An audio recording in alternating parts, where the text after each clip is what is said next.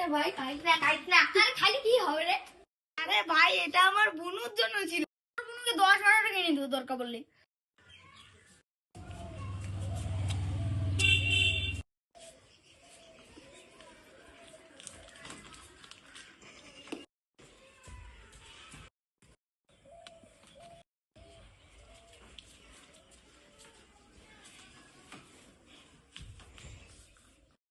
ভাই বোতলটা দে তো। আরে দাঁড়া দিচ্ছি, এনে। হাতটা হয়ে গেছে, যাইতে ইচ্ছা করতেছে না এখন, দেখা যাক কি করা যায়।